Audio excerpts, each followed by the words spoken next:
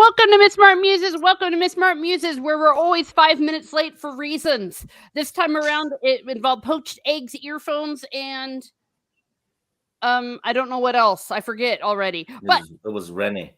no, Me looking for my glasses? No. Yeah.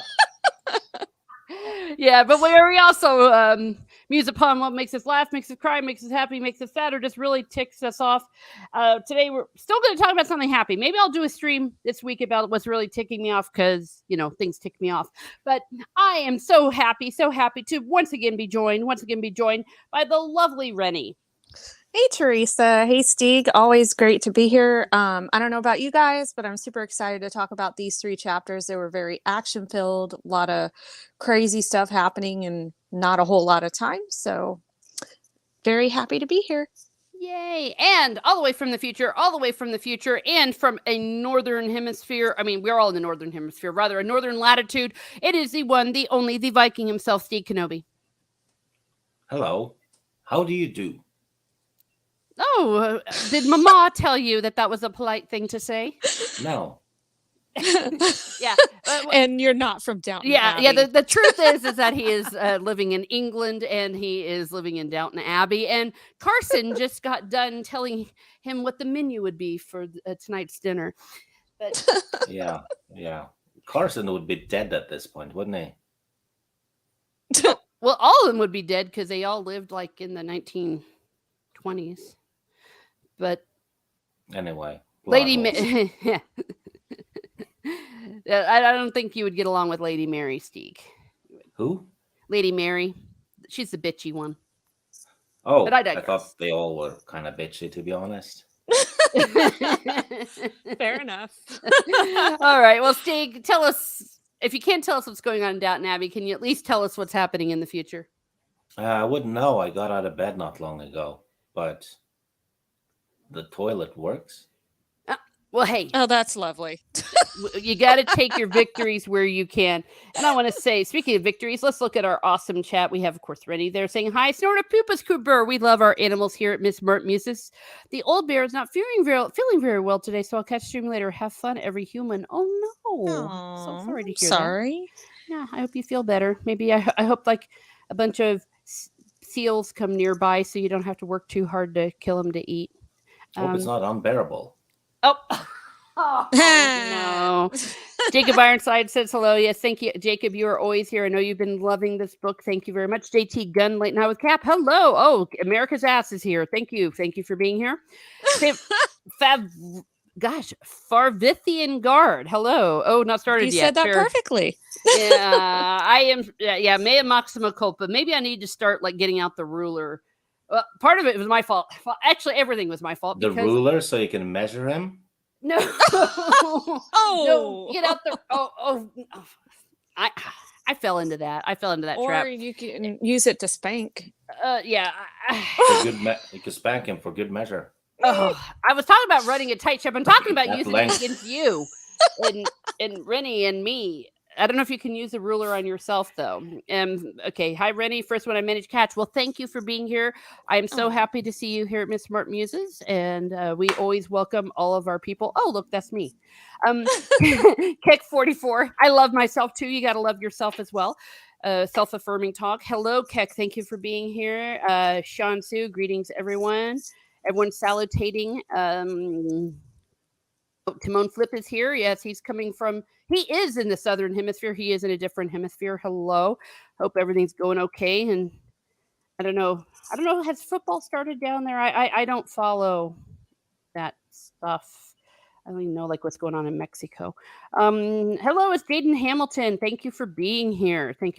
Oh, the Wheel of Time. I'm assuming the real Wheel of Time. It is. It has kind of the original cover too. Cool. Okay. Yeah, not the crap one. And then everyone's saying hello. You see, look at how happy everyone is here. Woof woof, arfy arf. Oh, not just an arf arf, but an arfy arf. Hello, Hound. Well, so far you're the only animal here because we lost Snortapoopas. He says his wife would not approve. Oh yeah, sorry. Yeah. Well, here at Miss Martin Muses, we don't do that. We don't steal husbands. the Swingers channel is coming at 12 o'clock. That's the Swingers Miss Martin Muses stream. If that makes any sense, it does not. I'm trying to be clever. It's just not working. I thought I would crack a joke, but it was cute. There we go. Yeah. At the Swingers stream, that's where the roses and the daffodils and the dandelions all mix together and all that. The show is legally called The Waste of Time. That's a good one. That's a good one. Head pets. Oh, for the dog. Okay. Yeah. I don't kink shame here, though. If that's what you're into, head pets are good as well. Nice play of words, says Jaden Hamilton. Yes. I think everyone should steal it, but of course, give him credit because that's bad form to do that. To steal it. Well, I'm so happy to be here. I am no longer by the beach, but I am still in a very hot place, and I've been enjoying these chapters. They've been a little bit wild, but good times. Farvithian, gosh darn it, many people claim I'm a wolf, if you want to count that for animals. Oh, are you saying you identify as a wolf? There's a lot of wolves going around. Yeah. Oh no! Oh no! We got a wolf pack. We got a wolf pack, yeah. Wolves in sheep clothing. What can we know about that? But okay, well, I'm so glad to see. And I usually do open up with a little bit of an invitation, and this also goes for everyone in the chat. Any question that I pose to the panel, please feel free to also answer it and help each other out. We have one of the best chats ever here at Miss Martin Muses, and I love you all. Usually some great conversations. So what were your impressions, Rennie, of these 3 chapters? Well, they're full of action. A lot happens in a little bit of time. So the tough part is I'll sometimes read or at least try to listen to an audiobook before I go to bed. I couldn't do that with these chapters. They were too suspenseful. So I'm like, I'm actually not winding down. I need to do something that's going to wind me down. This is just getting me more excited and interested in what's going to happen. So, they were very thrilling, very exciting. And, there's even some humor thrown in off and on, but there is quite a bit of suspense and ooh, what's going to happen next moment. So, but it's very enjoyable. Just don't try to read that kind of stuff before you go to sleep. No. Because you won't go to sleep. Unless you're me, I can fall asleep at the drop of a hat, but that's my superpower. But yeah, I agree with you. Lots of fun stuff and lots of kick-ass moments. Stig. No, same as, Rennie. I've read the book before, though, 2 or 3 times, I think. So I know the gist of it, but it's been a long time since the last time I read it. So there's a heck of a lot of stuff I did not remember in it. Mm-hmm. So I'm having a good time. And yeah, well-written book for someone's first book, isn't it? Mm-hmm. Yeah, pretty good. Yeah. I forget if I was saying this backstage or if I've already said it because I don't remember my own head. If chapter 10 was definitely caught my eye and my ear and all of my 5 senses. So I am really looking forward to discussing this. And the character that I'm afraid to say is emerging as one of my favorites because I'm afraid he's going to die because my favorite characters die, especially after I publicly say so many. And he did very well in these chapters. I thought he was pretty badass. So let's officially get into it. Let's get into chapter 10. This is when the Fellowship of the Ring, or rather the Fellowship of the Sword, they all kind of get to know each other. It's like the first night at band camp, and they're feeling each other out and talking and getting to. Oh wait, oh gosh. I just pictured American Pie when you said band camp. I'm sorry. I forgot you can't. Okay, we're not very mature here at Miss Martin Muses, and you see, this is what happens. The more I tell myself not to say something, like something will then come out that is worse. So I don't know if I just need to just go with the flow on this, but yes, they were feeling each other out at band camp, and they were and we were also getting some background information on some of the characters, the new guys, the new members of the companions, the fellowships, whatever they're calling themselves. I don't think they have a name, but I did enjoy it, and there were some obstacles being thrown in their way in the form of these. I almost called them gully dwarves. Oh my gosh, but that's the wrong series. Gnomes? Did you mean gnomes? Gnomes. Thank you. Yes, they were pretty evil. I don't like them. Yeah, they set a big old trap.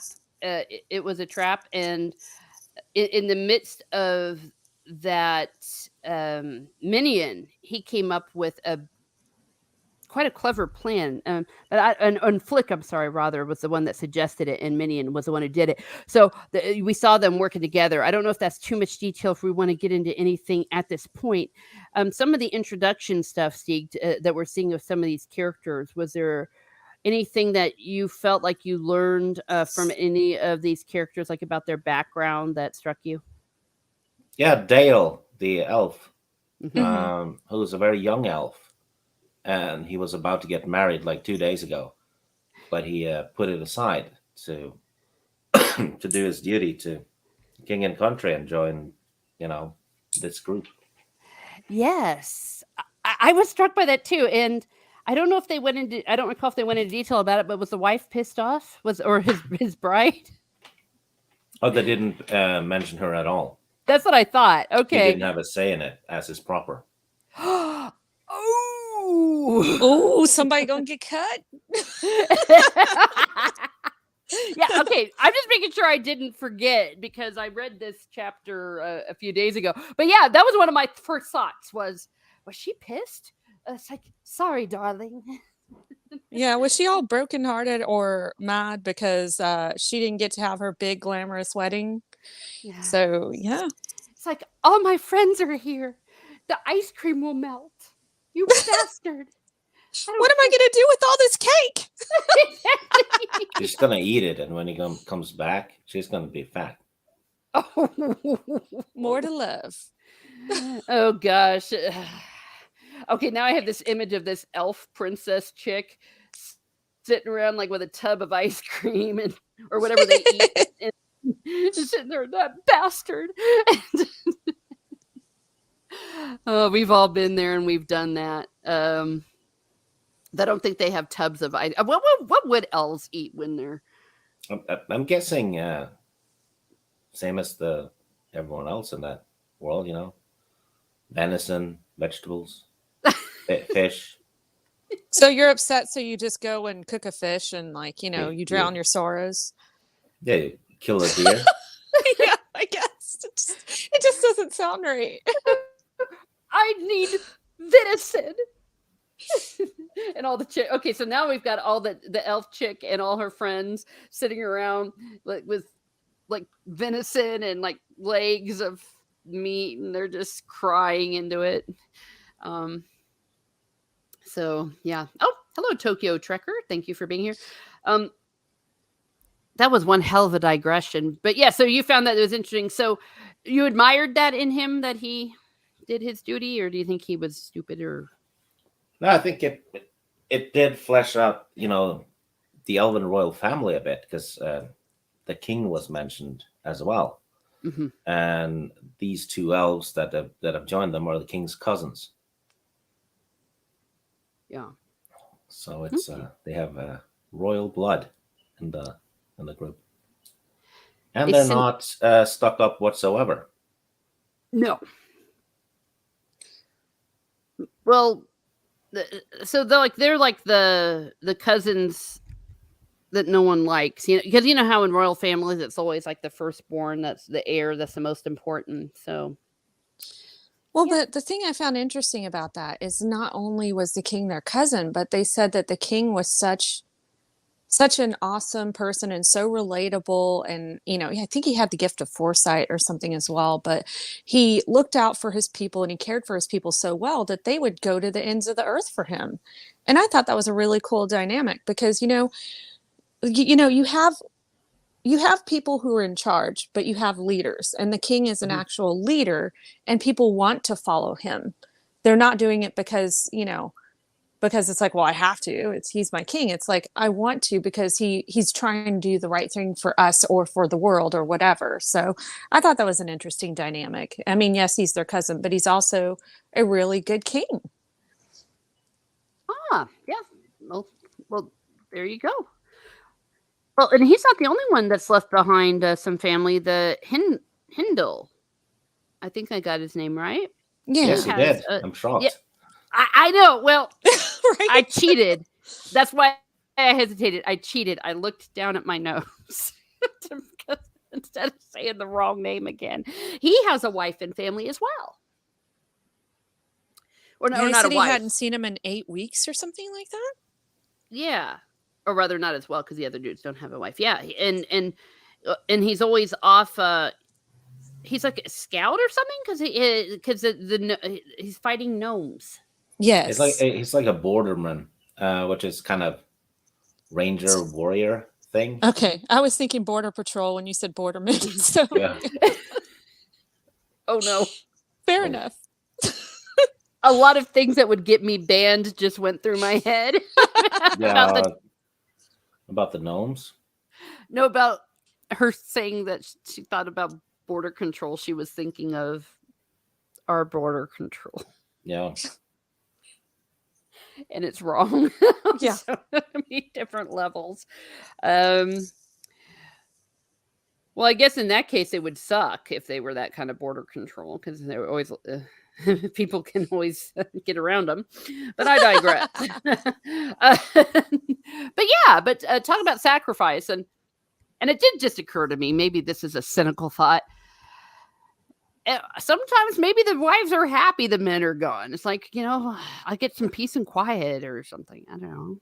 Kind of get my me time and I can just have a spa day or week or whatever. Yeah, fair enough. So maybe that's what the dwarves are doing and the elf. Well, definitely the elf fiance because you get spa days too when you're crying and depressed, and hating. Absolutely. I was about ready to say getting a facial. Hey, facials are awesome. Real facials. Yeah. No, you're exactly right. Aesthetic facials are amazing. Mm-hmm. Amazing. Yeah.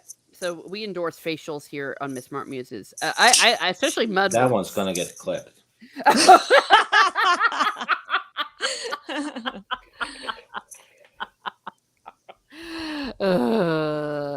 Shansu also says he's also a bit of a representative.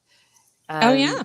Mm-hmm. Yes, he got sent to the Southlands to basically look for allies and whatever, right? And he was returning from that when he saved Menion from being eaten by a tree. Yeah, the tree nymph. Yeah, because he wasn't even because they sent parties out to look for Minion, but he wasn't part of that. He just happened to catch it, which was interesting. Mm-hmm. It was meant to be. That's right. I'm right.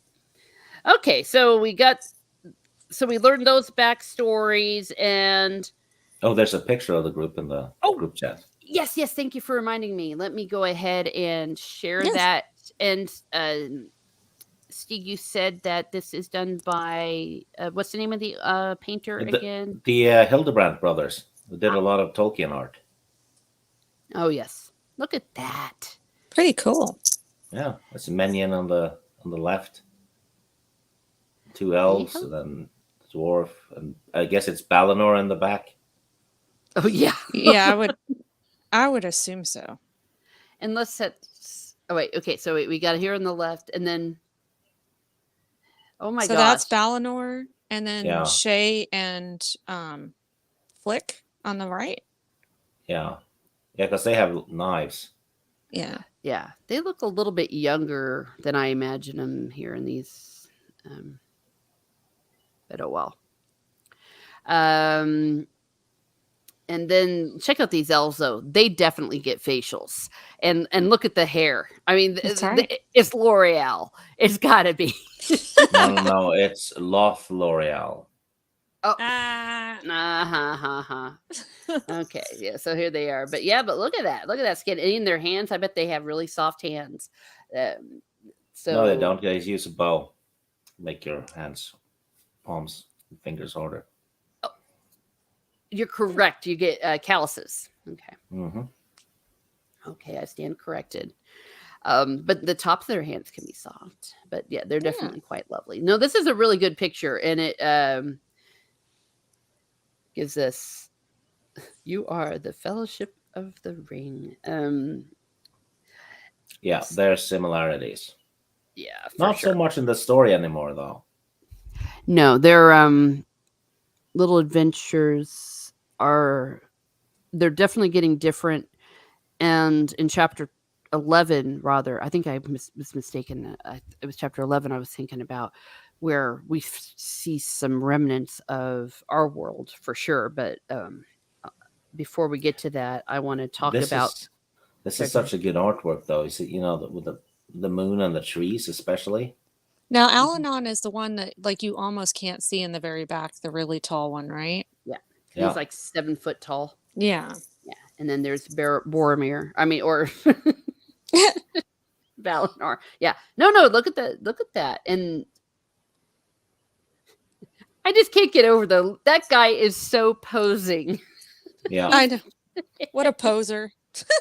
He's like, my pronouns are and there's it's nothing like he's about to do one of wrong. those dating videos that they had in the 80s and 90s. Oh my gosh. You're right. Those were hilarious. My name is Dale, and I'm a hairdresser.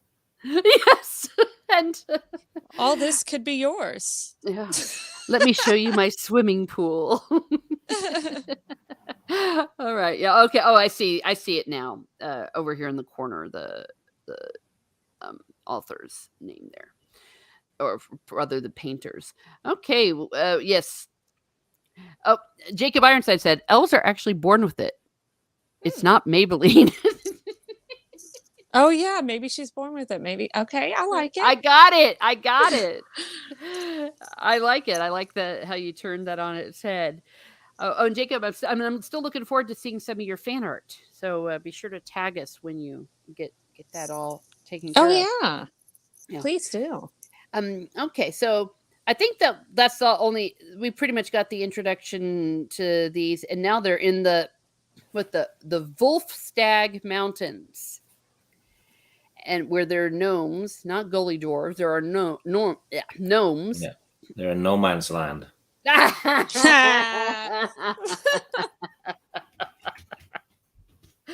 Oh, that's a good one. Oh, his pronouns are hot stuff. Oh dear. Well, you know what? You're not wrong, actually. I mean, he looks quite fine, and if he's on my team, he's that I would be all for that. It's all good. Yeah. So the gully dwarf, the gnomes. They set a trap for them, and was it the Pass of Noose? I gotta admit, that cracked me up. It's like maybe you shouldn't go to a place that has noose in the name of it. Kind of scary or bad omen, so to speak. There's no news like bad news. Yeah. Okay. And so they set fire to the forest behind it. See, this was scary. That's in the next chapter, though. No, because that's why they got stuck in the rope. I was going to say the next chapter is where they go into the old city. Yeah. Yeah. My bad. Okay. Stieg also put the map up here to help us, so I'm going to go ahead and share that. Yes. And that's why they had to do the fancy little trick thing that was done. Okay, let's get the map. That Flick suggested, was it? Or Flick was the one that suggested it, and Minion was the one who did it, and that was actually pretty badass. Okay, so we're past the candy cane forest and the gumdrop whatever, and let's see, where are they right now? Because they were Rainbow further west. That's further right, east. Coalhaven, and then north. Yeah, there's Coalhaven. Wolfstag Mountains is right above. Yeah, there's the pass of Noose right there. What could possibly go wrong? In the Wolfstag Mountains. So they didn't get too far before shit started to hit the fan, and the bastard gnomes set fire to the forest behind them. Mm-hmm. And Hendel had noticed that they had been spotted 15 minutes ago. Mm-hmm. So he's very aware of his surroundings. Yes. And I think he said Minion kind of, suspected something as well. Yeah. Yeah. And then, so I guess if I was doing this in real time, I'd put little fire pictures on here. If this was our Dungeons and Dragons thing or a Conan, I like to put special effects. So it's on fire. And then they're like, oh no, we need to get across this big, gaping thing. But there was a ravine. Thank you. Castle. But they cut in the ground. Or a big gaping thing, and the bridge was cut, and then the technicalities behind this, I kind of suck a little bit about this, trying to visualize it. But yeah, Rennie, I think you were right when you said earlier that Flick was the one who came up with the idea, and then Minion is supposed to shoot an arrow. And what was he supposed to be? Like, he's supposed to hit something with it, and that meant they could climb over. Or it keeps the specifics keep fleeting my brain. The best thing that I remember about that is that Flick got a really huge credit from Al-Anon for it and said, "You finally proven yourself to be worthy of being in this group," so to speak. Which took about a day. He said if there were an expert bowman in the group, he might be able to put an arrow with a line into the wood fragments of the bridge hanging on the other side and pull it back across to this side. So he kind of looks at Minion and manipulates Minion into doing it, and that's when Flick gets mad props from Al-Anon. Yeah. Okay. Yeah. They basically shoot a line into it, pull the line, and hoist it up. Yep. And then Minion's like, I can handle it. And what they should have done, though, when they were done with that, was cut the bridge on the opposite side. Oh. Because then that trick wouldn't have worked if the gnomes were following them. Because the bridge would be hanging down straight by their feet, right? On the other side. Yeah. Or weaken it so that when someone walks over, it'll snap. Well, I'm glad to know that you're thinking of ways to kill people. But that would. Sorry? It's gnomes. They're not to be treated as people. Oh, okay. Racist. No, I was going to say that comes off pretty bad. No, they burn forests. Come on. That's true. Yeah. Oh, yeah. They're tree killers, so we can kill them. No. Actually, no. Those are really cool ideas, Stieg. And gnomes are pains in the ass. They always creep me out, anyways, when I see them in people's gardens. Those little gnome things. It's like, yeah. So they Oh, yeah, and then what Dale or whatever, he had to work his way, it says here, hand over hand across the yawning pit, carrying a second rope at his waist. You see, that just wouldn't be okay. Yeah, exactly. Yeah, so they were able to go across and hand over hand in succession. And then the rope was cut and dropped in the pit around the remainder of the old bridge to make... Okay. I don't know, though. When Al-Anon said, you've earned the right to be a member and all that, I don't know. Maybe I'd have just been Flick. I'd have been, screw you. I don't have to prove I belong here. Yeah, and I will say Al-Anon's attitude towards Flick has always, until this point, has always been kind of almost confrontational and almost hostile, but not quite. You know what I mean? It's like he gets the cold shoulder from him a lot typically. And, when he finally, accepts him at this point, I think it's a feel good moment for Flick. But yeah, I mean, I don't know why, but it just felt like he was very untrusting of Flick when Flick is the first person he interacted with out of, most of this group aside from Balinor. Yeah. So I just didn't understand. Flick doesn't have any, special abilities that the others do. Yeah, Menion and Handel are, excellent at, getting people from A to B unseen with the tracking and all, and they're kind of warriors. Same with the elves, and Balinor is probably the badass, the most badass one of them all. And Shay is real, he needs to get the sword, right? So he's vital, but Flick doesn't. He's basically an innkeeper's son that doesn't like anyone. Yeah. Yeah. You're just innkeeper's son. You suck. Yep. Yeah. Yeah, but still, it's like it just reminds me of what Minion had said. Like, why do I have to answer to you?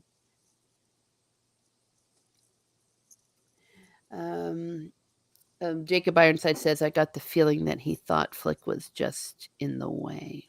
Mm-hmm. All right, well, and that's how we end the chapter. So that is chapter 10. Is there anything that either of you want to bring up before we move on? For me, I feel like we've covered pretty much what chapter 10 covers. Yeah. So I'm good. And we even added the women gorging themselves on deer to drown their sorrows. Or venison, rather. Yeah. Okay. Well, then let's go on to chapter 11. This is the one that I thought was wild because they basically go to a city. And I have some questions about it, maybe when we get to there. But chapter 11, they... who is it? Alan. They separate out. Alanon goes ahead, and he says, "What does he says? He's going to say like the safe and the not safe, and what white claws mean? Yeah, it's safe, and red claws mean no, don't go. And apparently, there was some like." This creature who is very intelligent that they're going to be running across, he or she or it removes them. So when the people followed along, instead they went right into his trap. But where this big evil thing is living is in something that sounds remarkably like the remnants of a very large city like New York. I wanted to ask you all, is that what it was supposed to be? Was there a particular city it was supposed to be, or was it supposed to stay generic? Well, it's generic. It's not New York because it's in the middle of the landmass. Well, but I thought that when everything got fucked up, pardon my French, even the geography got... Yeah, because it changed like the ocean, the layout of the world and stuff as well.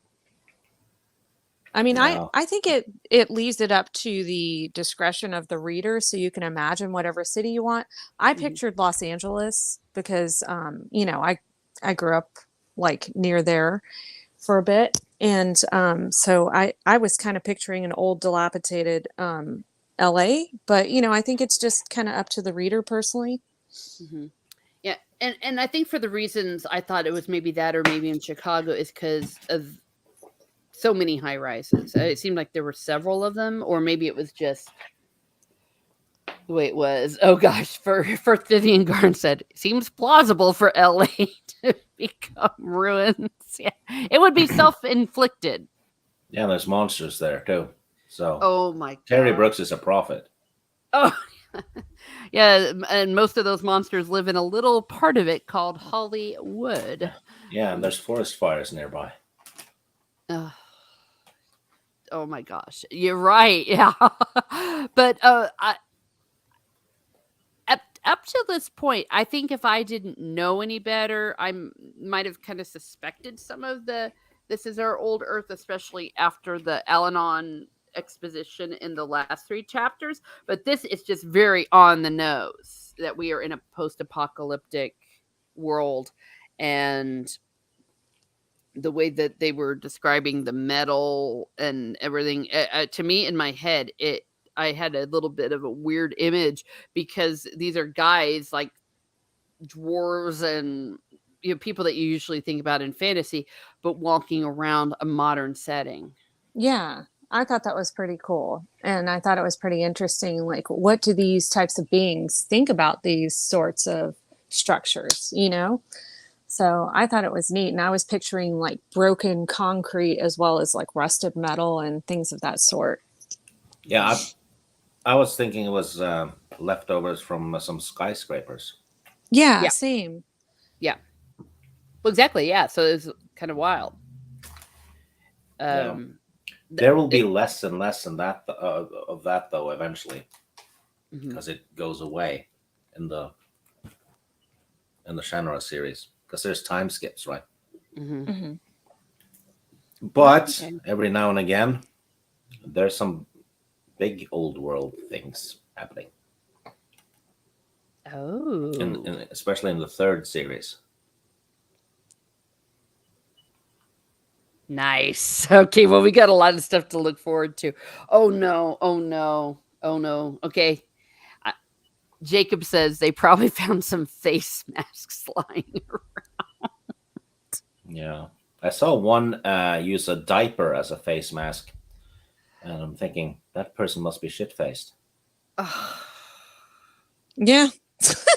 Oh. Look at Shansu says, I was born just outside DC, so I'm familiar with being near monsters too. Oh, gosh. Well, yeah, so there's this big weird monster thing that attacks, and both Shay and Flick get effed up by it, and they have to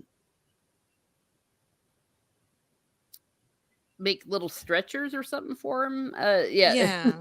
Yeah, it was a big damn fight, and Flick got messed up fast. Shay went in to save him, like a big damn hero. Got messed up, and then the other ones did not kill the monster. It was basically like a big spider thing with metal stinger. plates that had grown into it, like pieces from the rubble, really. See, I pictured it being a cyborg because it sounds like the humans like kind of genetically made it in a lab or something. At least to me, whenever I was reading through it, because I read through it a couple different times, and it sounded like it was just like, genetically altered, or it was like maybe like a hodgepodge of like a couple of different things plus machinery and stuff. So I don't know. I Like just pictured something a weird. biomechanoid. Yeah. Yeah.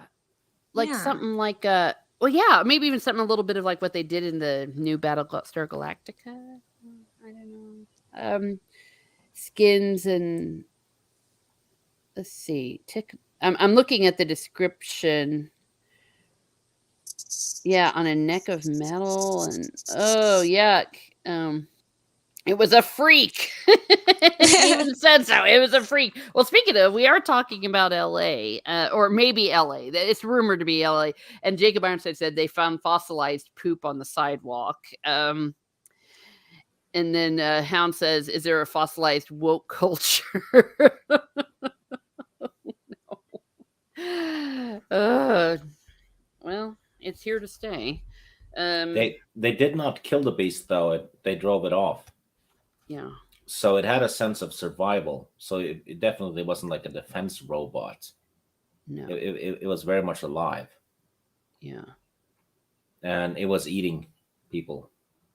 Yeah. Usually. Or creatures. So, yeah. It said it had a taste for flesh. Yeah. I'm like, ugh. It's creepy. Yeah. cannibal. Yeah. Okay, and I'm looking here. Yeah, it was quite terrifying. I was not happy with this at all. As you know, I don't like spider looking weird things, especially not ones that perhaps have developed self-awareness. Yeah, because this was it had poison or rather venom, and definitely was organic enough to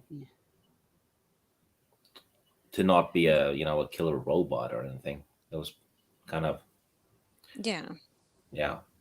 some freak research thing gone wrong, I guess. Yeah.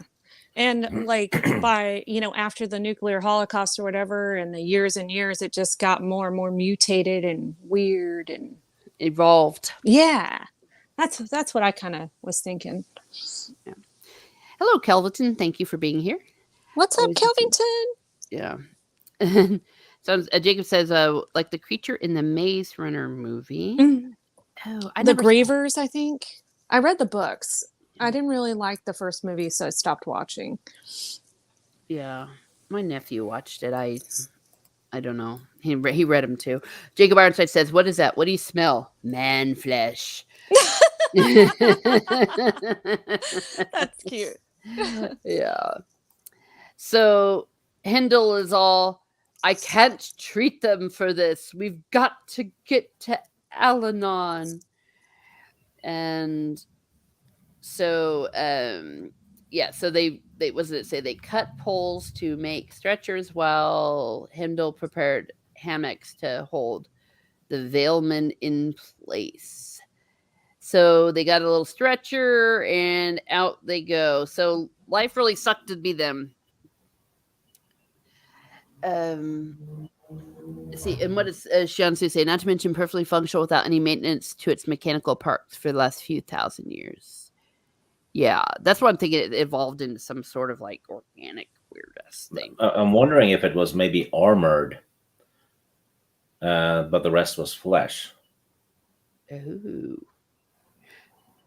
But it had like metal in its neck. Like, what if they used like, I don't know. Yeah. It had like maybe a skeleton or something. I don't know. Or an exoskeleton. Well, no, it's not an exoskeleton because it had fur or hair. Yeah. So, they did manage to chop off one of their legs, one of the creature's legs. So the leg was definitely not metal. Yeah. Yeah. But yeah, a freaky thing. Yeah. I wasn't very happy with that. Yeah. If anyone knows anything more about it, or maybe I'll Google it later or something, maybe. Because there might be more of these. I don't know. I hope not. Creatures. Like Okay. Kelvington's helping us out here. Spiders have have exoskeletons and can have hair and spines. That's why I don't like them on so many different levels. And there's too many freaking types. So yeah. Yeah, so then there's a little bit of action as they kind of go through and try to get out of where they are, and then they say, it sounds like drums and men chanting and singing, and Hindle goes, gnomes, on ominously. So they think they're in the clear, but then there are some gnomes because they're now at the entrance of where are they? The Pass of Jade. So we've gone. We got burned in the forest. We went through the Pass of Noose, had all this crap, and now the Pass of Jade right here. And they're still looking for Al-Anon, and I think that's really all that happens because I think this chapter ends with them just going, "We're blocked." Oh no, they have us trapped with an exclamation point. So and then the music goes dum dum dum. And speaking of dum dum dum, but in a happy way, listen, I need to do that in a major key. It is an elf. We have an elf in the house. Hello, Lady Toriel. Great to see you here. Hey, Toriel. She says the post-apocalyptic done right. Yes, kind of is, or rather done Yeah. cool. Yeah. Very unique way to do it because you don't see a whole lot of that in fantasy. So I think that's interesting. Yeah, and it's kept on the down low too. It's in the fringes of the story. You'll see elements now and again. I don't think you'll see anything else in this book about it, to be honest, as far as I remember. Yeah, and I think from what you've told me about the crappy TV show, that they they had it full on. Yeah, that they overplayed it. Yeah. Yeah, one guy dived in the river, and there were like washing machines and ovens and stuff in the river and at the bottom, and cars, I think. So like that would not survive in a river for 3,000 years. No. No. It would And have then rusted. they also found guns with functioning ammo after 3,000 years. And so nothing ridiculous. affected it. No, like it didn't get eroded or rusted out. No, that's no not rain. believable. Yeah, and they had some bandits or something had taken over an old high school, Oh, and dear. they were watching a DVD of Star Trek.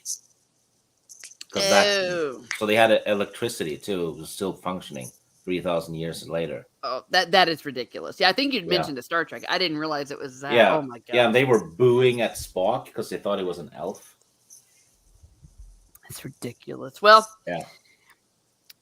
So there you go. Even more ridiculousness there. Jacob says there are spider gnomes in the book series. They're called spider gnomes because they move like spiders. Yep. Okay. Yes. Yeah. Yeah, it says, Jacob says, I'm sorry, Hyunsu says to him sounds pretty terrifying. Okay, yeah. Yeah, but gosh. Everything I hear about this just sounds like it was bad on 10,000 million different levels. Yeah. Done by Jon Favreau, the brilliant mind who's saving Star Wars. Oh, don't you know it's been saved about 10 times? There's a civil war. Yes. Mm-hmm. But wait, wasn't Kathleen Kennedy supposed to be fired 500 times? No, this is the 10th time she's been fired. Oh, hell, I can't keep up. Yeah, but her minions keep like sneaking her back in the back door. That's what's going on. I think she went on a vacation. That means she's fired now. Oh, yeah. Doesn't it always? People don't go on vacations during summer, do they? No, not at all. No, just like I won't be going on vacation soon myself. I mean, that's crazy. Why would you even say that? Yeah, it's just a total rumor. Okay, anything else before I move on to chapter 12? I think you've pretty much covered it all. Like chapter 11, the biggest, well, I don't know if we'd call it excitement, but was the creature attacking the two brothers and then them, being poisoned and, are they going to be okay? I think that was the big deal. Mm-hmm. Yeah. Oh, no. Farfetching Guard said, oh, no, not the Star Wars quote-unquote news. Okay, here you go. I tried to be a nice person. It just didn't work. It's been beaten out of me. I've stopped trying. Yeah. The world is full of douchery. Okay. And Stigum is, for me, I was just struck by the building. It just took me by surprise because I didn't think we were going to get some of that because of what I'd heard about the ridiculousness of the TV show. I thought that would be in contrast, but it makes sense that there'd be some stuff left over. Hello, Zakra. Yeah.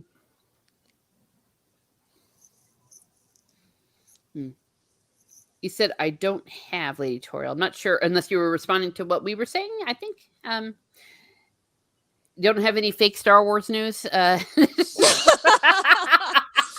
think she's saying she doesn't have any of those mutated biomechanoid spiders. Oh, well, thank goodness for that. Well, yeah, I was going to say, yeah, that's good to know. Actually, that'd be fun to make. Maybe that'd be a little cute little plushie. Okay, chapter 12. Oh, wait, let me get to chapter. Did you just say something that looks like a spider might be cute? Okay, it can be cute if you make it a cute little color and make it a little friendly, like a little spider buddy. I don't know. I don't know. Okay, all right. Maybe if I see this, I might be all right. Oh, okay. Lady Toriel has clarified. Gnomes in my garden. Oh, she doesn't have gnomes in her garden. She has gargoyles. Yes, that is because gnomes are pains in the ass, and they're gargoyles are cooler though. Yeah, much cooler. And frankly, I don't get freaked out by gargoyles in the same way I get freaked out by gnomes. I mean, gnomes look like the kind of weirdos that like come to life in the middle of the night at like midnight and then go around killing people. Yeah. Just saying. Oh my gosh, he likes spiders. Well, that's okay. We are very tolerant here at Miss Martin Muses, relatively speaking. There's something about like there are guys that really like, that like spiders or are tolerant of bugs, and you'll see them pick them up, and I'm like, or worse, keep them as friggin' pets. Yeah. Okay. So we get to chapter 12, and speaking of gnomes coming alive at midnight, I found a picture of one doing just that. Think about this one when you go to bed. Oh no! I hate you. You can share it if you wish. Okay, I might. Oh my god! Holy. Okay, only because it's not fair to not share. Yeah, imagine that these are the things that these that have got them trapped. Oh my gosh! Damn it, Stieg. I don't like that. No. Exactly. That's why you don't have gnomes in your garden. Aren't they supposed to have yellow skin though? I think. Oh, this one's probably dead. Oh, okay. Yeah, this is a zombie gnome. Simone says spiders and snakes can F off. Absolutely. Yes. Agreed, dude. Agreed. You love jumping spiders? They're nice. No, they're not. Nope. Nope. Just like my significant other loves daddy long legs. Nope. Mm-mm. Nope. Baby spider. Zombie gnomes. Yes. Okay. So these are those gnomes that are apparently burning everything down. Well, no, not obviously, but okay, let me stop the screen. Yeah, that is creepy as hell. So I love the way the chapter starts off with his bleak report brought an immediate reaction, and they all are jumped to their feet, and they're like, Minion grabs his sword and he wants to fight or die, and Balinor is like, dude, no. And he's like, the gnome chieftains are out there. They all have the high priest and members of surrounding villages here for a special ceremony that takes place once each month. They come at. This sounds like something from for real, like our campaign, our Conan campaign. They come out at sunset and sing praises to their gods for protecting them from the evils of the taboo land, the Volstag. It will last all night, and by morning we can forget about helping our young friends. That's oddly specific. Right? But if you roll a 20 and attack with your arming sword, take care of these bastards. It fleshes out the gnomes a bit, though. Mm-hmm. Oh no, absolutely! It gives you, it tells you they've got some culture. Yep, and they're very religious. Mm-hmm. And Midian goes, I'm not giving up because a few half-wit gnomes are chanting useless spells. Yeah. Oh yeah, and then they say maybe the Elf Stones will help us, but they can't really use them because that's only Shay can use them. Yeah, which is well, they might not know this, the characters, but it has nothing to do with Shay. You only need Elven blood to use them, so Dale and Durin would have been able to use them. Because that was going to be my question. So is it a heritage thing with those, or do they just not understand that elf stones can be used by elves? Or The Elf Stones gets fleshed out, in the next book, which is called the Elf Stones of Shannara. Okay. But the two elves would have been able to use them. Okay. Well, that's a shame. Yeah, but they're ancient though, and it's not they're not common knowledge, so they might not have known at all. Most likely, they wouldn't know. Oh, well, thank you for that. Yeah, because I wouldn't. But Alanon knows. Yeah. But unfortunately, they did not have him. He was conveniently absent, the bastard. I know. Rude.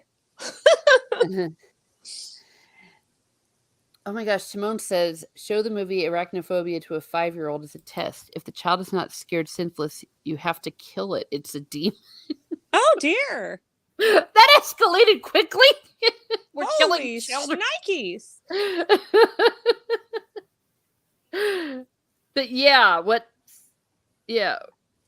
wow. Okay. So they can't use them. Alanon is conveniently absent. And then it says, let's see what happens here. I'm looking at my notes.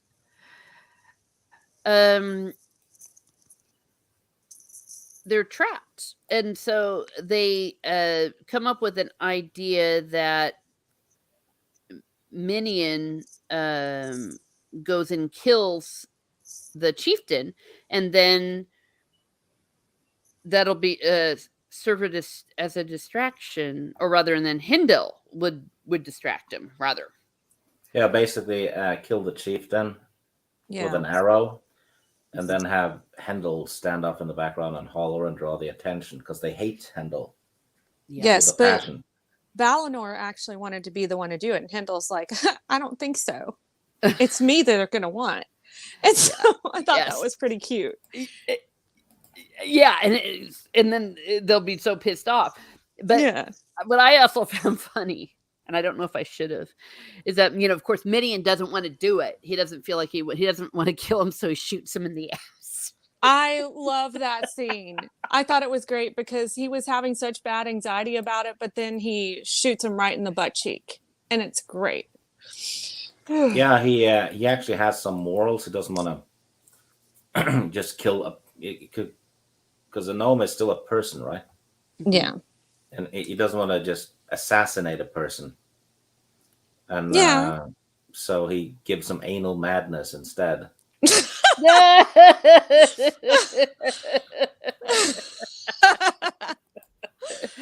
Okay, for Vivian, it says that's not how it works. Okay, I'm not sure to what you're referring. That's definitely not how the Force works, but yeah, we'll take shots. Okay, and so it works, and Hindle's like, hey man, I shot you in the ass, or I'm paraphrasing, and character development, as we've said, and then so they go and they're able to escape while the gnomes are going after Hindle. Yeah, so it works, and they do have a bit of a skirmish, but all's well that ends well, relatively speaking. Yeah, they fly into a complete frenzy. Mm-hmm. Mm-hmm. They even know his name, or some of them do, right? Yeah. Yeah. Gosh, I'm just looking here at just some of these details. I like Hindle. Oh no, I didn't say that. I did not say that. I did not say I like Hindle. Hindle sucks. Okay, I don't want him to kill. I don't want him to get killed. Well, wait a second. Well, he apparently does. Well, though, unless you see the body. So yeah, so there's a big old frenzy. There's a fight, and well, there's not a fight. What's the fight? I thought that they escaped. They run into another group. Correct. That's what I was good. Yeah, after all this, I'm sorry, we're getting the stuff out of order. Yeah, so they go off, but then they're okay, and then they're like, they do get Dale gets possibly a broken rib. He gets banged up and he passes out while they're walking. And the other ones have, suffered injuries too, a little bit. Yeah. But as far as we know, they're not fatal. No. Yeah. Especially it's the two brothers that are. Because I haven't said that I like Dale yet, so he's gonna live. I haven't. He does not have the curse of death upon his body. And anyways, so so after that, and after they finally come across Al-Anon. It's like, fine, where have you been the whole time with gnomes? But I guess there's good gnomes. Not all gnomes are evil. And see, what did my notes say here? They're healers. Yeah. They're called stores. Yeah. Mm-hmm. And they're a bunch of little Smurfs, apparently, because they just love everybody and help everybody, no matter who they are. Which is, actually kind of nice. So they're able to heal. It's Doctors Without Borders, isn't it? That's yeah. No, that's exactly. They're basically, if anyone needs healing, they're gonna heal them, no questions asked, and they're pretty much respected by everyone, so nobody messes with them. Mm-hmm. Yeah, like they're like the top healers in the land or something like that, right? Yeah. I thought it was interesting that the group was very hesitant to trust Al-Anon, and at first they thought he was a traitor, and they were actually going to attack him or consider attacking him because they were like, "What's he doing with gnomes? All right, he's a traitor. We gotta get him fast." Menyon is not liking Al-Anon at this point. Yeah. Even Balinor seemed to be a little untrusting of him, Yeah, it's like, you suck, man.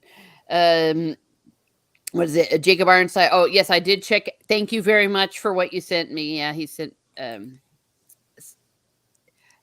Wait, that sounded really mean. I meant because he sent me some creepy looking gnomes. So. Yeah, I wasn't being mean. I was. It just occurred to me. I sounded so mean. It was like, yeah, I saw it. Thank you. But thank you. I was out of context. I was sounding bitchy. Good night. Good morning. Afternoon. He's going to bed. Good night. Okay. Good night to doggies. Thank you. I'll take good night. Okay. Yeah. Well, I mean, Al-Anon, has he really done anything to really make us like him? For me, not yet. I know that. I feel like they haven't really come out and said whether he's really good or evil. So, I think he's doing what he feels is right. But, as you know, villains think that they're in the right and they think they're doing the right thing a lot. So, the jury's out for me on him at this moment. I want to like him, but at the same time, I don't quite just yet. Mm-hmm. Yeah. And Minnie these guys weren't very happy, with him. And then, of course, at the very end, we learn, what was it? They caught somebody in the mountains. It was impossible to tell who it was, but they tore him to pieces. And we're like, no, we think that Hindle has died. Gosh, okay, I gotta take on my notes here on my phone. I still had the picture up in the corner of those creepy gnomes. Yeah, thank you very much for distracting me. I'm trying to. It's a very serious thing with Hindle. But Matt brought bacon. Thank you very much. So Woo! Yeah, so they're kind of in a relative haven with the Doctors Without, or would they be Gnomes Without Borders? I mean, kind of. Yeah. Norms, and then they're saying that that Hindle is dead. And Shansu says, I'm not sure if it's really Hindle. Yeah. I kind of know better, okay, because I did ask. We did asked to be spoiled. So I won't say anything right now. All I guess I'll say is until you see the body, they're not dead. And I was even thinking that when I was reading the chapter. And yeah, Sean Sue says they couldn't even be sure what type of creature it was. That is correct. And it was torn to pieces. So there. And that's the end of it. Of these 3 chapters, it ends again on a nice little cliffhanger. So let me see if I wrote down anything else on my note. It says, what did I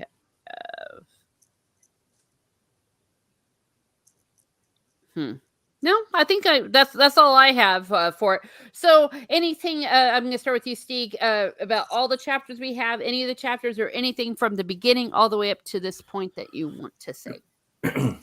No, it's very, I guess these last 3 chapters were all about the tension.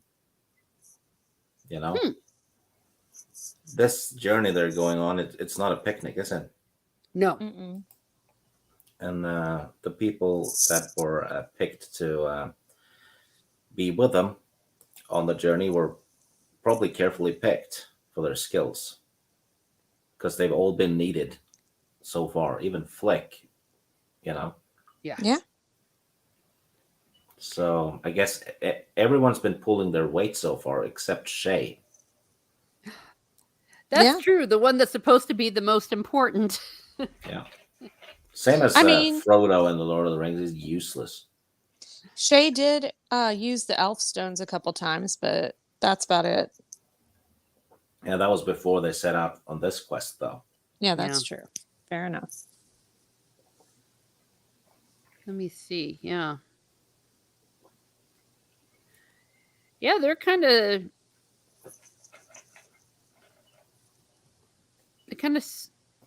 screwed right now. I mean, I really got a feeling of, almost not despair and stuff, but similar to what you were saying of people can die here, that this is dangerous. People are getting hurt. Big monsters with metal plate going around stinging people. It's not fun what's going on. And hell, maybe they're all going to die. I don't know. It's because is it going to be a suicide journey like the way technically in the Lord of the Rings it was a suicide journey. Yeah. And it was really only because of the eagles that they even lived through that. Shansu points out Shay has one job. So I guess he does, and grab the sword and use it. Yeah, and to stay alive. I think that's the other one. Was unless he can stay alive. Yeah. No, good point, Steve. Anything else? No.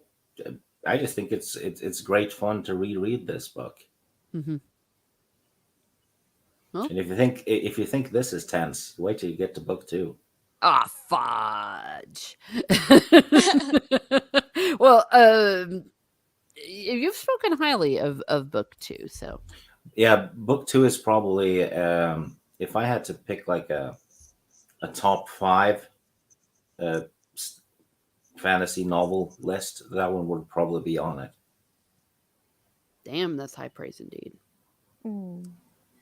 So how about you, Rennie?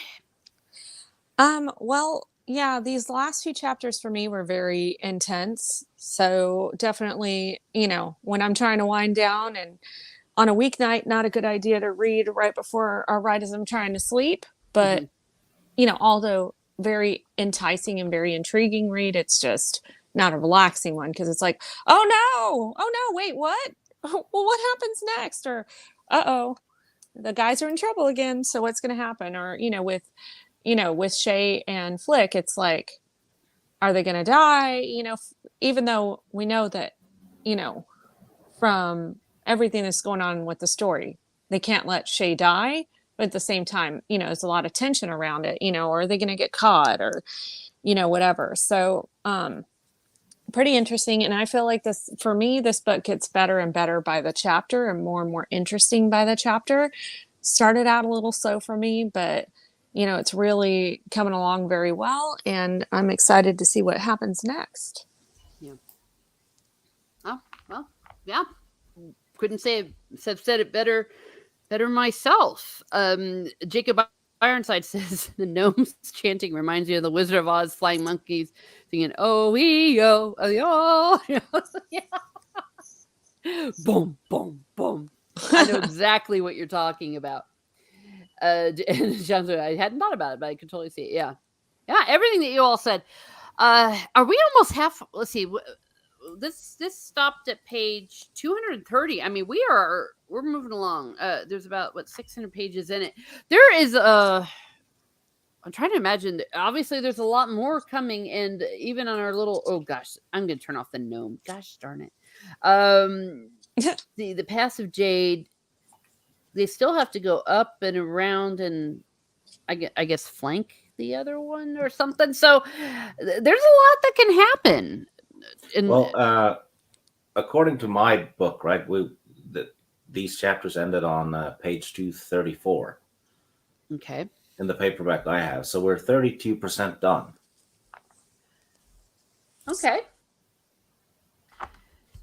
Well, there we are. So yeah, we're about a third done already.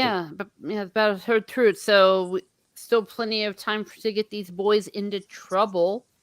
Even more trouble. So they got through the pass. See, so we're still at the Pass of Jade. I almost feel like we need to have one of those little markers, like on a video or board game, like the Game of Life, and you move along up this little map. I'm going to put it back up here. I can send you a picture of it, and you can put like a travel line on it. Oh, yes, do that to me, please. Yes, with my little things I like to add. So we started here. No, I mean, of course, we started way over here. But we were at Coalhaven. We went through the Pass of the Noose, the Pass of Jade, and where they landed right now. They're at Storlock. So that's up. There we go. So we made it through here. It's that little tower village castle thing. It's not a castle though, it's just a little village, but yeah, that's how they draw it on there. So now we're at another nice little place. Gosh darn it, there wasn't a lot of food in this, was there? No. In this chapter, no. It was a lot of just trying not to get caught and trying not to get killed by nuclear monster spider weirdo things and gnomes. Yeah. Oh gosh. Okay. Well, I'm happy to just keep on these journeys. Who was it that said it? It was Captain America was saying this earlier. I mean, it's not really Captain America. I forget his name. JT whatever. But he on Twitter he used to be America's Ass. I think he gave it a different name, but said that this is like story time for him. And well, that makes me very happy. And it also, it's story time for all of us, especially this time around, because this is a book that I have not read. So here it is. There he goes. JT Gunn, Late Night with Cap. It says, I love these discussions. I'm not big into books. This is my own little story time. Yeah. So that's what I'm hoping it is for you all, and for all of you that come in, and those that are going to be listening to this on the replay and going on these journeys with us. Jacob Ironside says, and trying not to get eaten yourselves. So yes, that's always a good thing. That's always a good thing. All right, well, we're going to go ahead and start wrapping up this party. What do you got going on, Rennie? I believe today's pretty clear. It looks like tomorrow may be on Mr. Brown Alliance. We'll see. And then Next Saturday, I will be out of town, so I don't think I will be able to be here next week. I'm sorry, you guys, but Okay. and I'm not sure about the following. So it's kind of what's going on at the moment. We shall see. So, Okay, well, understandable. Well, you keep doing you, and you know, but I will still read along. I'm still yeah, reading along. yes, follow along. Yeah, we bring the love, the fun, and the joy, and sometimes the weird here at Miss Martin Muses. So, Stieg, what's going on with you? Nothing. Just, you know, probably cringe factor next week with Mora. Yes. And this, and I might do a video or two, because I'm thinking of doing some more of my Letters of Tolkien videos, especially Oh, the ones where cool. he's summarizing the Silmarillion story, because as we know, some idiots are trying to tell us what the story is or isn't. It's like no, Tolkien wrote the story. We know because we suffered through it with the discussion here. No, it was fun, but Silmarillion, it was a hard slog. Tolkien wrote a story, but he does summarize some of the stuff in his letters. So I might do some of that. Let me see. Shanzu says, I was distracted. Are we continuing the next three? Yes, next three chapters. We're going 3, 3, and 3. So it'll be, let's see, which one was this? 10, 11, 12, 13, 14, and 15. Okay. Spamazon. Yes.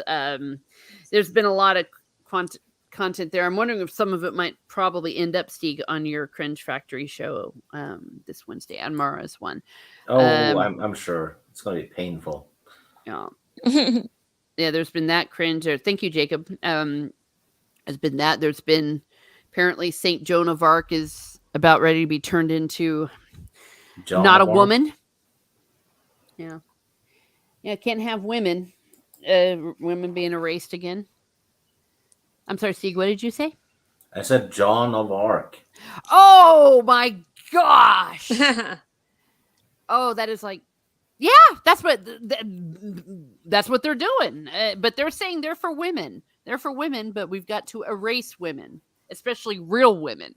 I think it's just women on their terms to make themselves look good, not because they actually, care. It's to validate certain delusions. Yeah.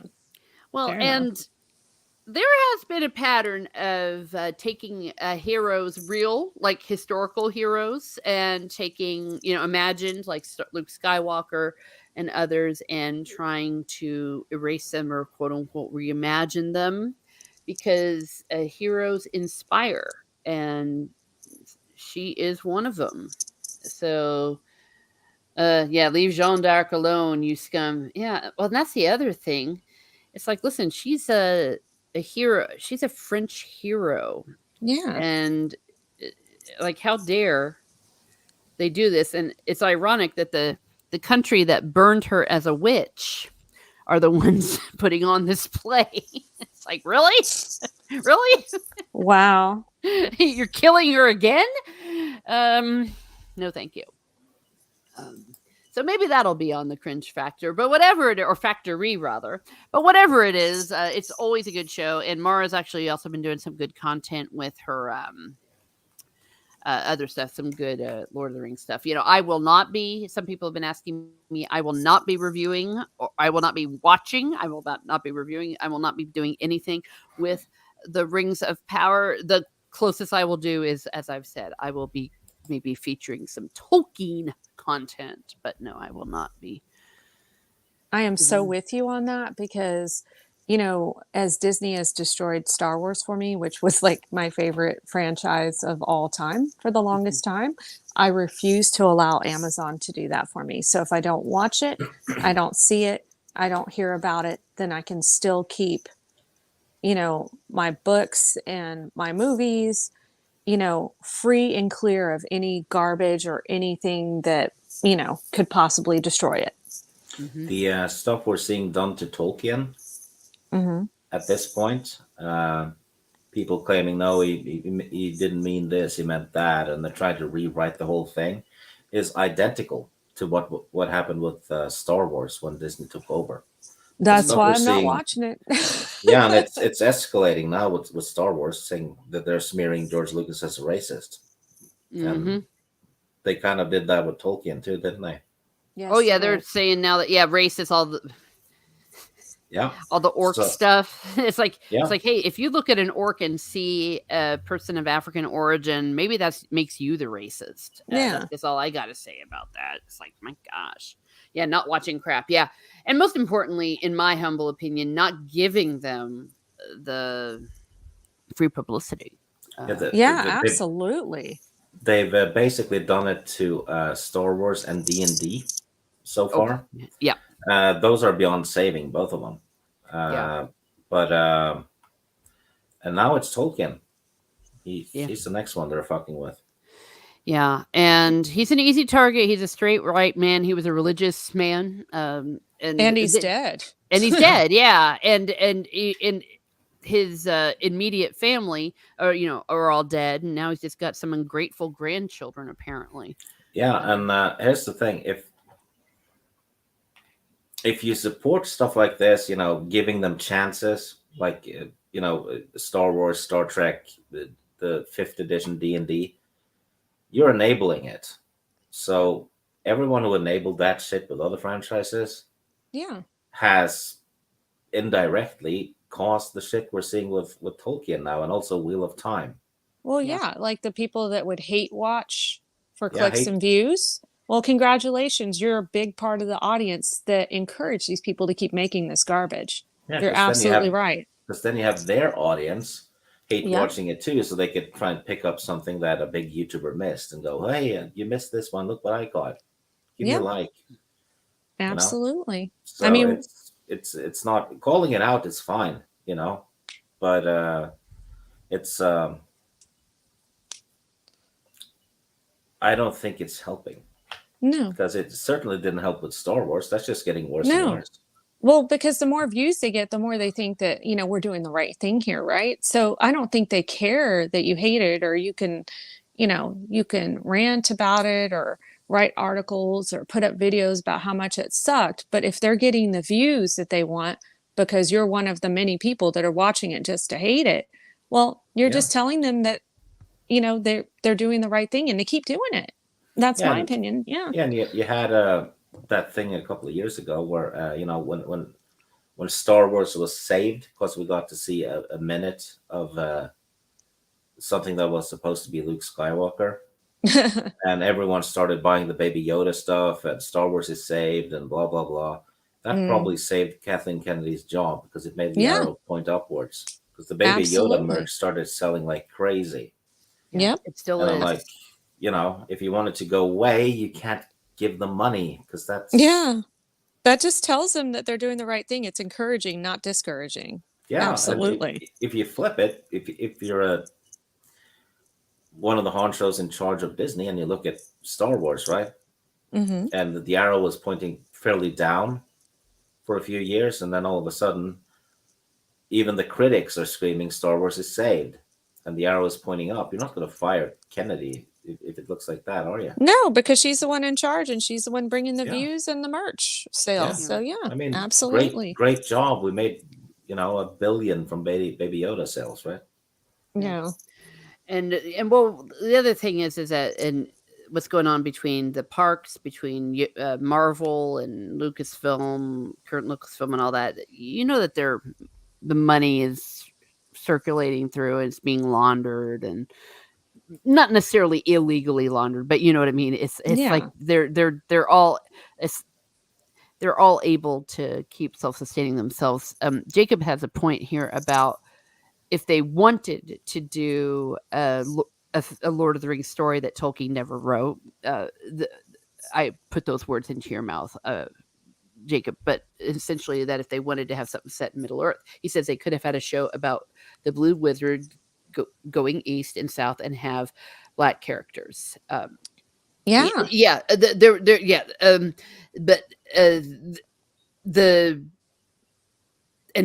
one would have a problem with that. But that's not what they want to do, and that's why sometimes people do feel, and I am one of them, that there is an agenda going on. It's not about telling stories like that because unique stories of their own. They want to destroy stories of traditional Western culture.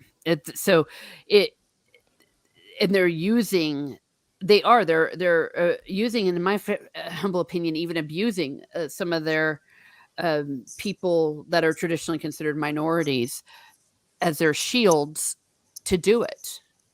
Yeah, I see Kelvington saying in the chat that they've given us more Star Wars in the last 2 years than we got in the last 40. No, they have not. Even George Lucas said Disney Star Wars isn't Star Wars. So you've been given stuff that has the logo, but it's not Star Wars because everything they've released in the last 2 years have all contradicted the 6 movies that Lucas made.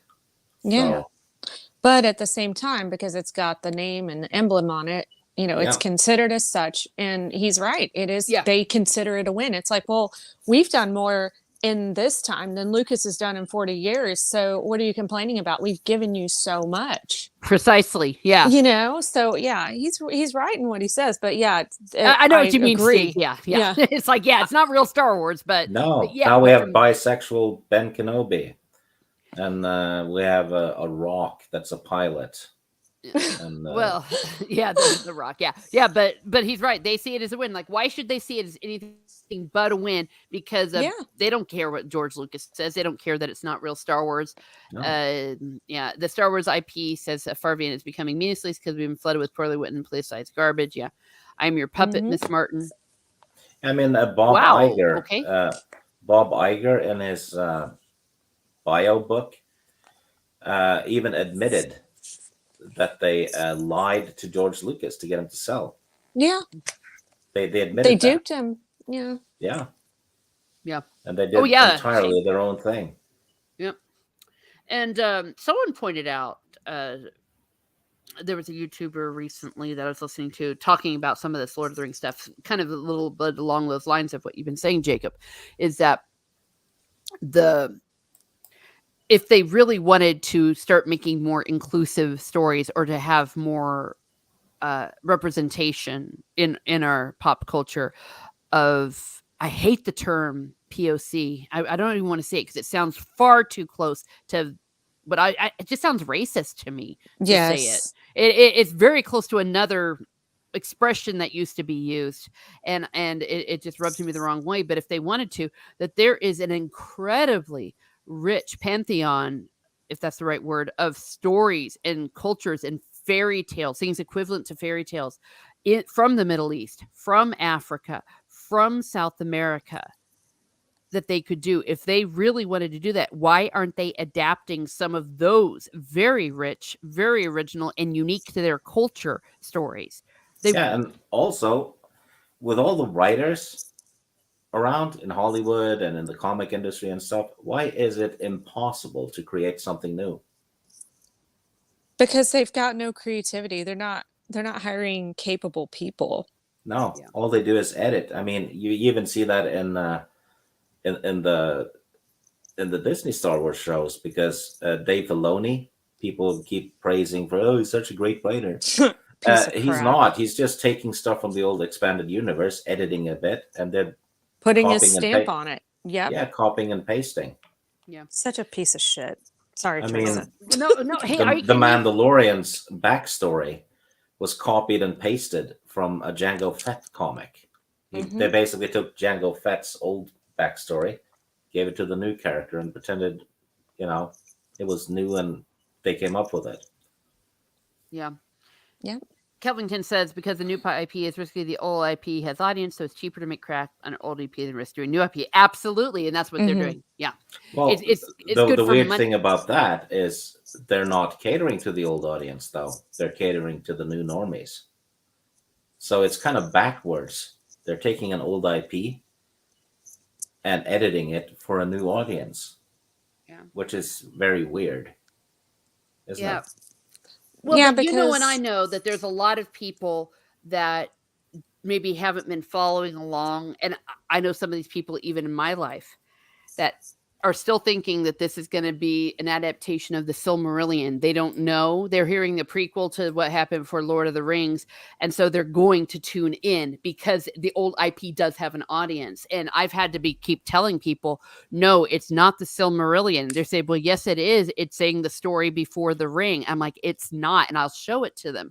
So there is still enough quote unquote normies, if you will, like that, people that maybe aren't aware because they're busy, they've got stuff going on, who will tune into this. Yeah, because they're being duped by the advertising, and it's like, oh, okay, well, that's cool. I'd like to see what happens before this story, and it's like, but it's not true. So it's and then they it's a get tough pissed because someone knows stuff they don't. Mm-hmm. Perhaps, but I mean, just going to your point that you're absolutely right, Steve, about that they're actually not really it's not really being made, and it's not really an audience from us older people, if you will, but they're still going to get enough of them. And I, to be honest, would not be surprised if initially this Rings of Power is successful. Especially the first few episodes, because people are going to be watching it because it's going to show up, and people that know the Lord of the Rings will watch. Yeah. But I mean, all you have to do is watch some of the trailers or some of the clips, and it's just bad. It's worse than like on my old soap opera Days of Our Lives, where sometimes they'd have fantasy episodes where they're all pretending that they're like princesses or something, or in an old mansion. There was one of those on Days of Our Lives where Patch and Kayla did that. They went and visited an old house, and then they all had a dream where they were all living in the past and had this big romance. That's what this looks like. It looks like that bad. But someone did it with Lord of the Rings and spent money. Well, sorry, no, I'm sorry, Teresa. No, I was just going to read his comment. The only new IP that did well was Free Guy, but it cost $200 million to make 1 million and 100 million in profit. There won't be a new Free Guy movie for 2 years, but 20 Hours to Star is coming this year. Yeah. Okay, I'm sorry. Go ahead. No, I was just, I'm thinking like, I would wonder if a normal person, because I would think this myself, they didn't even bother to get a Galadriel and an Elrond that actually look like the Galadriel and Elrond that we're used to kind of familiarize people with who they are, because when they're watching the advertisements, it's like, well, who's this? That's Galadriel, and it doesn't look like her. Well, she's blonde, so I guess that's what matters. Or, same thing with Elrond. So they could have tried to at least made them look similar. So, if you wanted to sell it as like this is part of the same universe, or at least dupe people into thinking that, you could at least try to make them look kind of similar, try to make the world look similar, make the elves look like, Peter Jackson did, if you really, really wanted to sell it to people. And I just don't understand why they didn't bother to do that. It's possible that maybe they're not allowed to. That's true. Because of copyright. That's one thought that went through my head. Like the same way they're not allowed to use the word hobbit. So they're calling them Harfoots. That's why they're doing it. Oh my gosh, I did not know that. Yeah, that has come to light. Yeah, so that there's been things that, again, more articles and more stuff comes out where we're like, oh, you all conveniently, they can't say they lied. They just didn't volunteer. But apparently that I have heard from reliable sources that that's why. And especially because, Tolkien did say very specifically that, the hobbits didn't do anything in the Second Age, but they're like, but Harfoots did. Bullshit. I'm so glad I will not be watching this trash. Yeah. But especially, the things from the movie they can't, I think, because, I mean, that stuff is unique to probably the creative team, all of that stuff. And Galadriel, she's probably out of all of them, she kind of looks like she could be Galadriel, except for the fact that Galadriel's not really supposed to look much different, because she, like, this is the way they have Galadriel looking. It's like maybe that's the way she looked when she was hanging out in Valinor when she was about 10. You know what I mean? Because for elves, there's really not going to be a significant age difference in the way they look in the time where this story is being told and in the time of the Lord of the Rings. Yeah, they age very well because they're immortal. Yeah. So, and of course, yeah, the Ned Stark guy, he doesn't even look closely like him. Yeah. Jacob says, I'm torn because I want to watch to make fun of it, but I don't want to watch it. Yeah. I mean, the Ned Stark actor who plays Elrond, played a young Ned Stark in Game of Thrones. He's now been in 2 major fantasy productions based on books, right? Where he has played scenes that has nothing to do with the source material. Yeah. Good point. Yeah. Yeah. Though someone did, it might be the same person. I don't want to say, because I don't know if this is the YouTuber I was watching, so I won't use his name. But someone also pointed out it's not these actors' faults.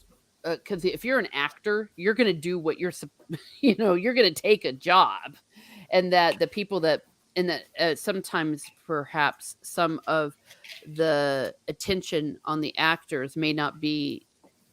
It might be firing out of turn. That the actors don't control what's written. The actors don't control what's said. Every time I've met an actor, they have told me it's not me. Very humble man, William Zakpa. Because when I told him how much Cobra Kai really helped me at a bit of a difficult time in my life, I said the writing just really spoke to me. And I said, and thank you, for your performance and all that. He said, well, I appreciate you saying that. And thank you for letting me know. He said, but it's not me. He said, I'm just the actor who reads the lines. He said, it's the writers you should be thanking.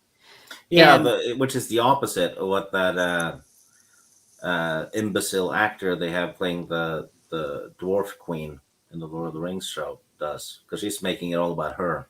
I'm the first dwarf of color on screen. I'm like, no, did you watch Willow? Yeah. Well, she obviously doesn't know. And I think that wasn't there another interview where a lot of them were like, yeah, I didn't know much about Lord of the Rings, but I learned so much when I started filming this Rings of Power. Yeah. And if you look at what they had during the filming of the movies, you had Ian McKellen completely immersed himself in the books and corrected Peter Jackson a couple of times, because when Frodo's in bed at Rivendell, Ian McKellen said, hey, you need to make sure that Sam grabs Frodo's hands, because that happens in the book and the fans will be looking for that. And then you had Christopher Lee, who is pretty much a Tolkien scholar. They had him as one of the actors, and he was Peter Jackson said Christopher Lee was very helpful, because he knew the source material in and out. He'd read the books every year since they came out. Yeah. And he also played Gandalf in the radio. Am I right? He played Gandalf in the radio play? I thought he was in the radio play. Wasn't Christopher Lee in the radio could play? Be. I think he was, but I don't remember who he was. Yeah, he could have. But yeah, and he actually is the only one that actually met Professor Tolkien. He also did. Christopher Lee did a Tolkien CD where him and a bunch of other people are singing the Tolkien songs. That was in the 80s, I think. Yeah. I'm everybody Google about what role I could have sworn Christopher Lee was in the radio play. If I'm wrong, I will eat my hat. I will admit it. Unlike some people, I will admit when I'm wrong. Yeah. Well, though I also want to say a little bit of defense of some of these actors on the Rings of Power, because I saw a clip of that. I forget who it was, the dwarf lady, and one of the other actors. His body language was like, I want to punch her in the face. It was really awkward. She was going blah blah blah blah blah, and I swear there was like loathing in his eyes. And the elf guy too. he looked really uncomfortable in this interview while one person was going blah blah blah blah, inclusion this, inclusion she's so that. damn obnoxious too, though. Yeah. Yeah, but that even some of the other actors were looking embarrassed by it. But yeah, and she let's see, it says radio. Oh, I need to put in Lord of the Rings for radio drama, but that but at the end of the day, actually, I think it was Bianco who fights the zombies. That's a little bit of an obscure channel I listened to. I knew him from back in the day. He was one. Yeah, he was saying, quit, poking at the actors. Start going after the creatives, because they're the one. Because at the end of the day, actors write it, or sorry, actors speak what they're told.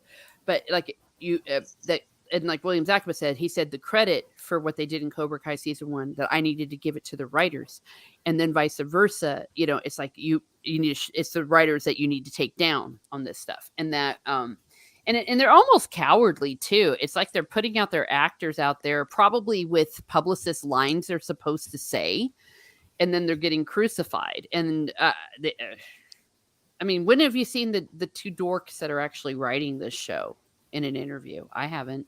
Maybe a little bit in San Diego Comic-Con, but yeah, I think Comic-Con was pretty much it. Yeah, they're like hiding. They're like Joe Biden. They're hiding him in a bunker. Yeah. But they're the ones that are should get the blame for it, and the people producing it.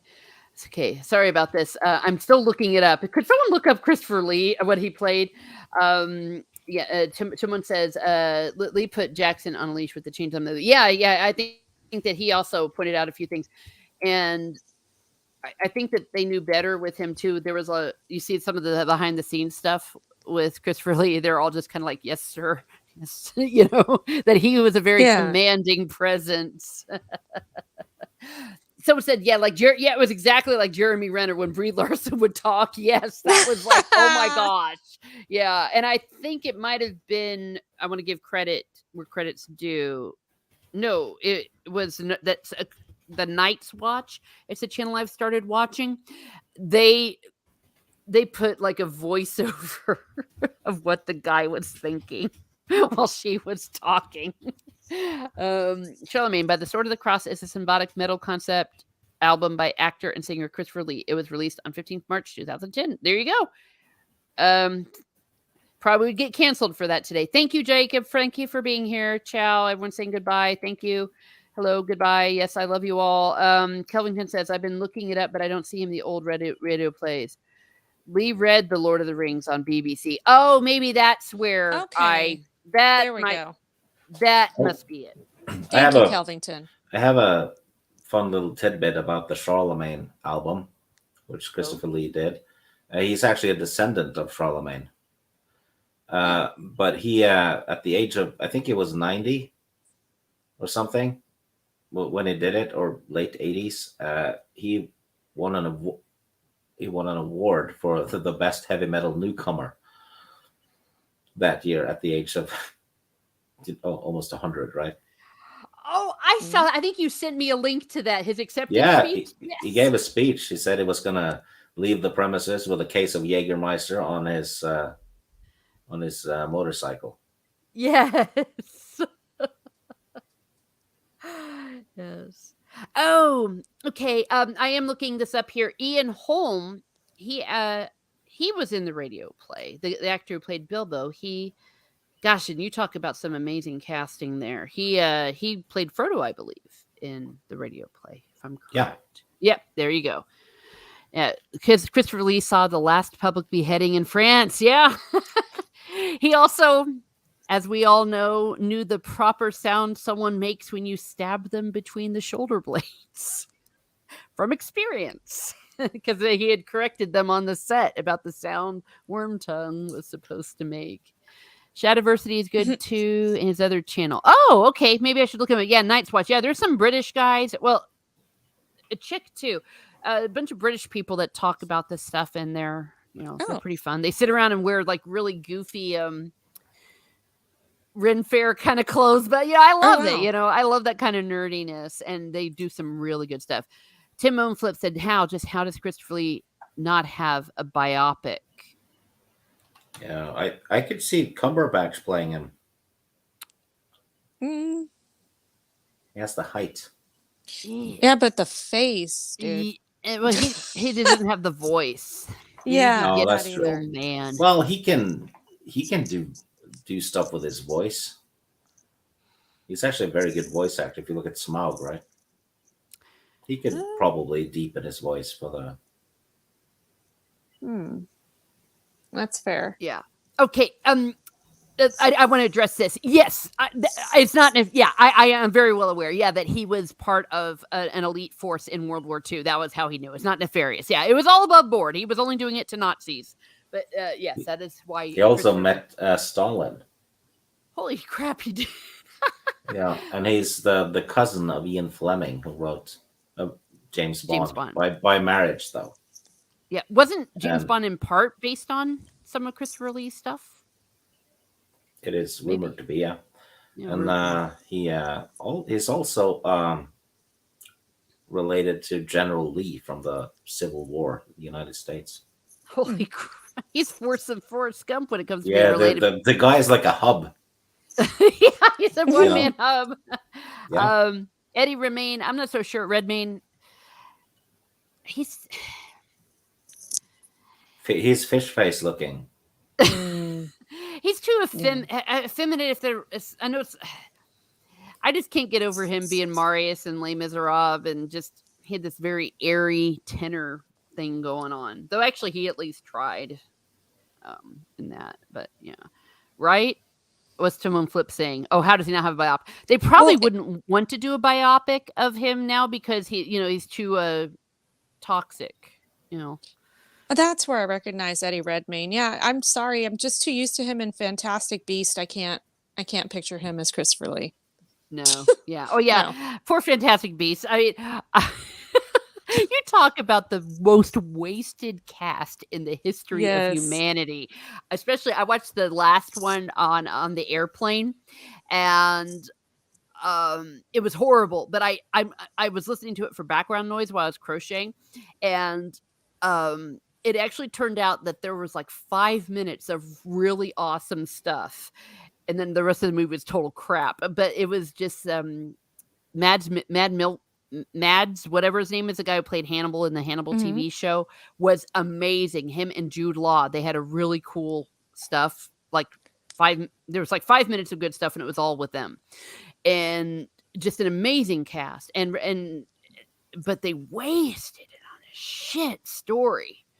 Yeah, it's dead, and it deserves to die, because if you have a script that bad with that much talent behind you, but I mean, imagine what they could have done.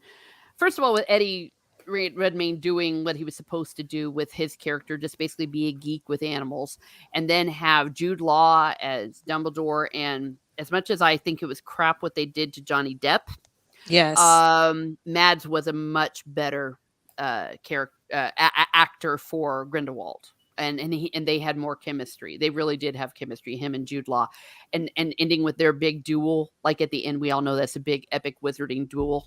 That would have been amazing if they'd have had a decent script. But the story is shit. Toxic, you mean awesome? Of course, yes. That's what I meant by toxic. Yes, that Christopher Lee would be considered toxic nowadays. I mean, but what a legend. I love it. 7 Degrees of Separation from Christopher Lee. In the background, stuff from The Hobbit. You saw when he was filming in England, because he wasn't able to go down there because he was just told to make the trip and stuff.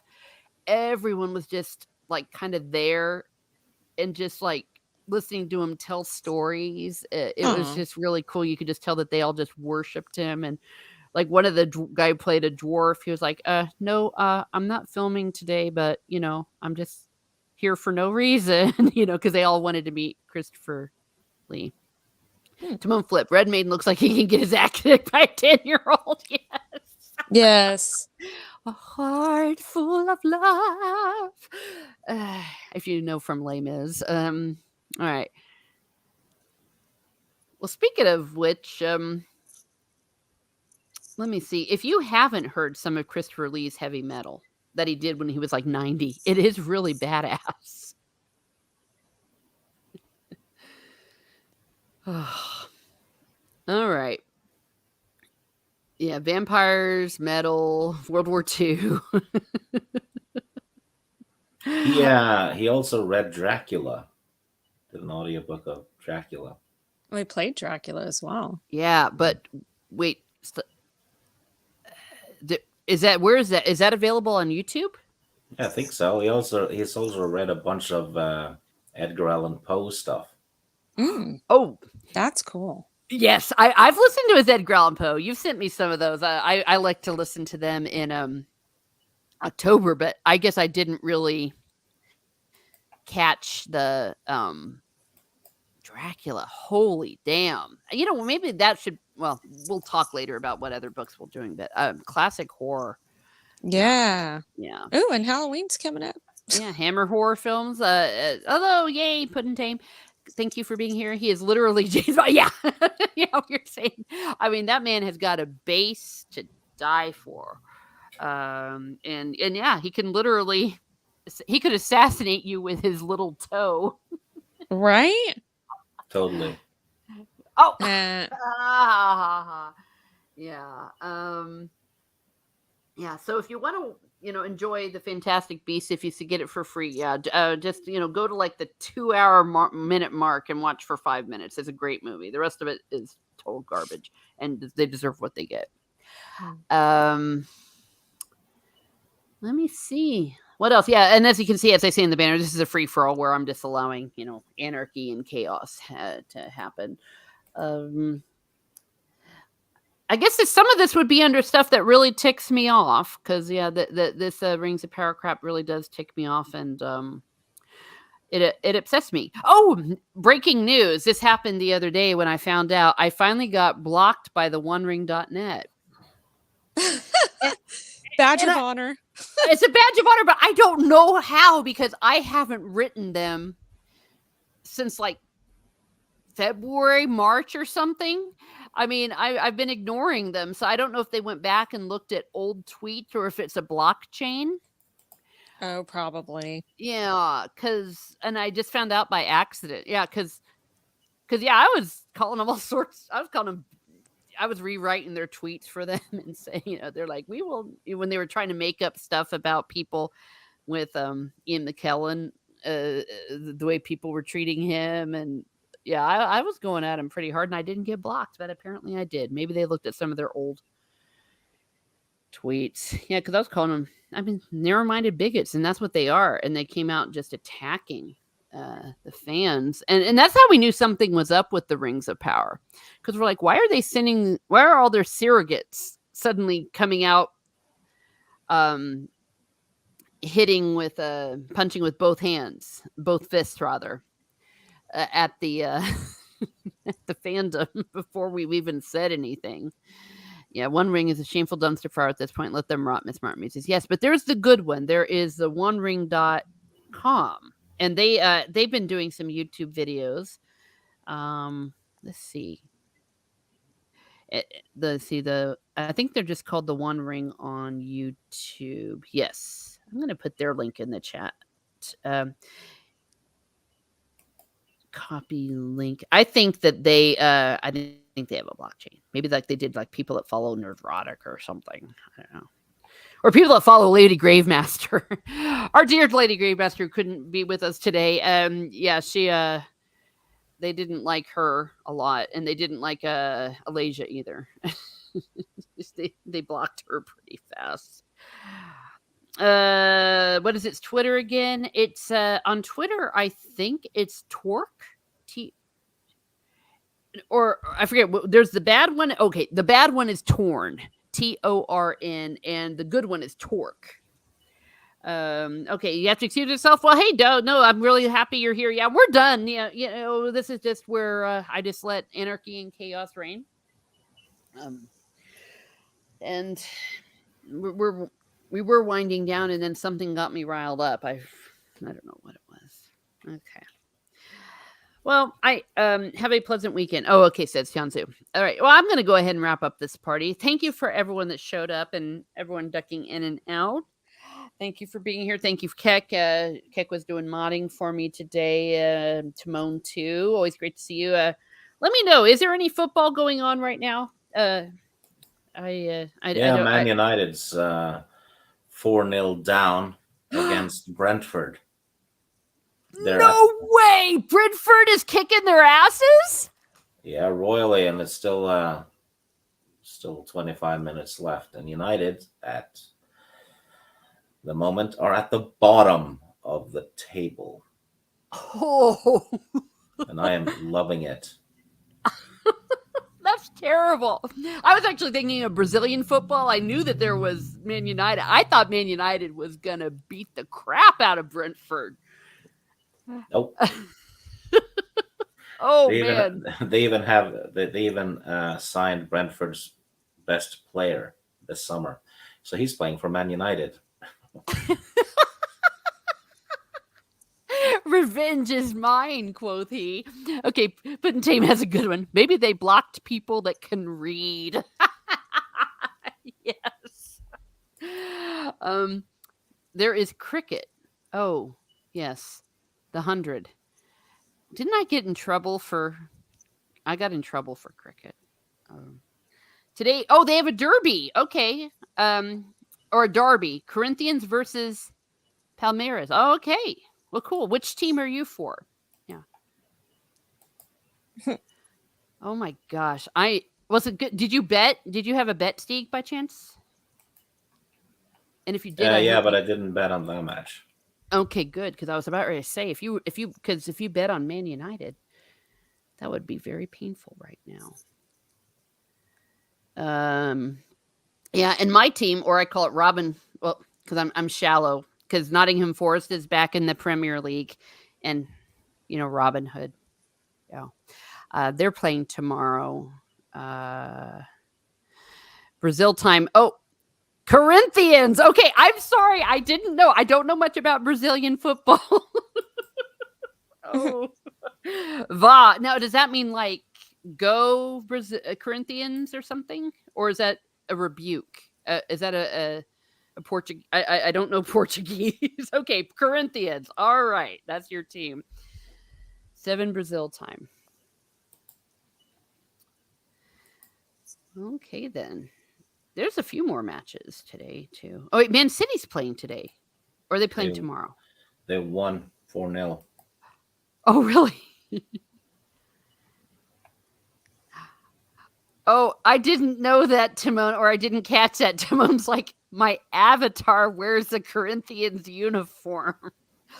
Like I said, I don't know Brazilian football. Okay, you're a fan. I've got it. Okay. Whoops. Okay, it means go. Okay, so it's very similar to the Spanish. Okay, so they go Corinthians. Okay, well, you know what? Since I don't know any Brazilian football teams, I will root for the Corinthians on your behalf. And like St. Paul wrote letters there too. So there you go. I've got 2 things. Yeah, everyone's helped me out here. Go. Yeah, it's probably a chant that y'all do. Yeah. Yeah. And meanwhile, our American so-called soccer league sucks so bad no one even in America wants to watch it. Yeah. Pretty true. That's because you call it sucker. Oh no.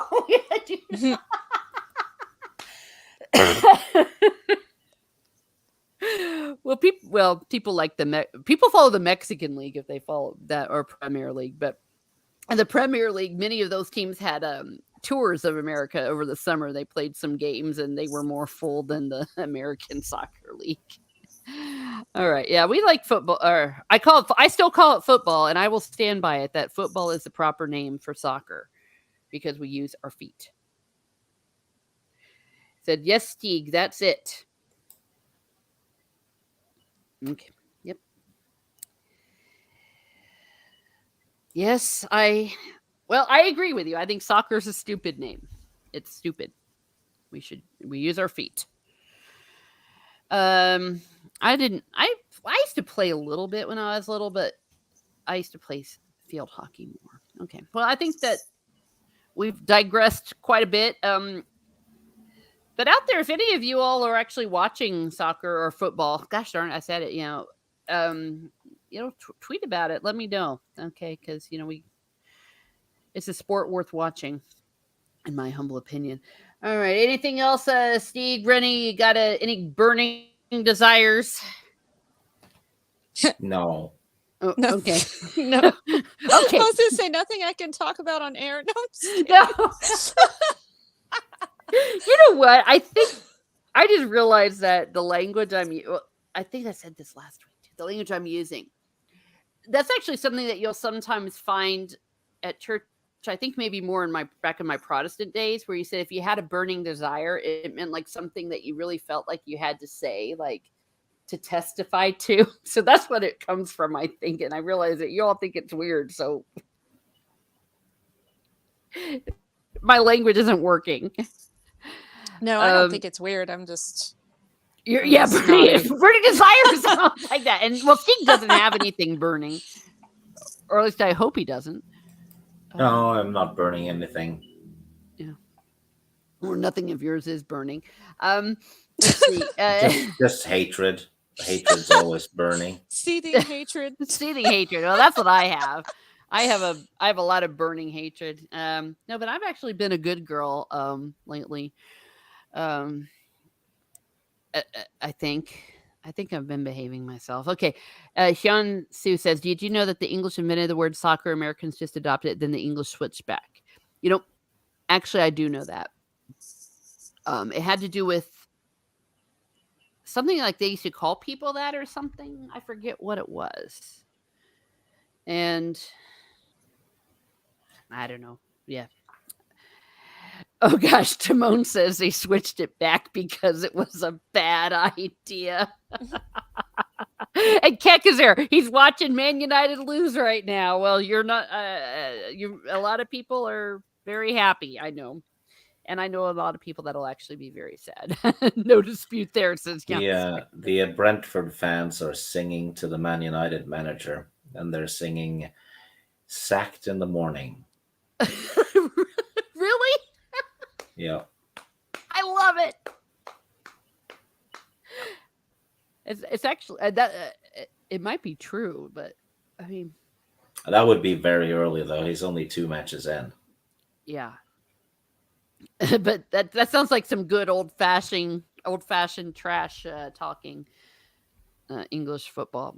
I mean, I'm all for that stuff. It's just when things were getting weird when I was a kid back in the 80s over there in Ireland. That was where they were all like killing each other at soccer games, and that was a little much, or matches rather. And I don't think they kill people anymore in Brazil. Just that poor dude from the World Cup who did the own goal. He got shot.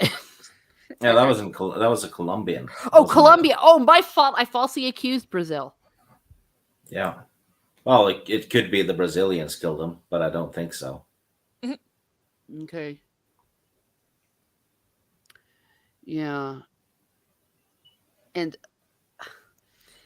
the person that shot him, he shot him like 5 times, and between each shot, he yelled, "Goal." It was horrible. But that was in the 90s, wasn't it, Steve? Yeah, I think it was after the World Cup 94. Okay. He had scored an own goal or something, and Colombia got knocked out. Yeah. Yeah, that's why the dude was yelling goal. But I think, of course, he was yelling GOL, but I can't even come close to saying that properly with a Spanish accent, so I won't try. It's goal. Goal. Yeah. I probably said it wrong. When soccer, Kex44 says, when soccer was popularized by the working class, they called it football. That sounds actually about right. I know that was a certain thing. Well, and for a while in Ireland, they didn't play football for quite a while because it was British. There was some bad blood there. Hurling is still pretty fun. They still play that. Alrighty. Hell, maybe one day I'll do like a football stream, where we can just talk about stuff and I'll have, people on that know more than me, which won't be too hard. But you should have Lyndon on because he's a Man United supporter. It would be fun to hear what he has to say about his hopes and dreams for this season.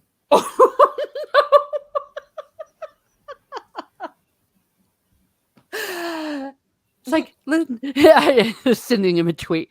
How are you feeling today? Yeah. Well, no, Lyndon, I'm never going to pretend that I know a lot about football. Actually, I know barely anything. I just like to watch it. I've always liked to watch it, but I've never understood too much about it. But what does Timon say? He says the last death in a football stadium in Brazil was in the 90s. Okay, so they've chilled down too. Yeah. I have a friend in Argentina. She lives in Buenos Aires, and she says she still will. She says it's still not very safe to go to a football game, so she will only watch it on television because she says things can get pretty rowdy. So I guess in Argentina it's still pretty rowdy. But I don't know if anyone got killed. Yeah.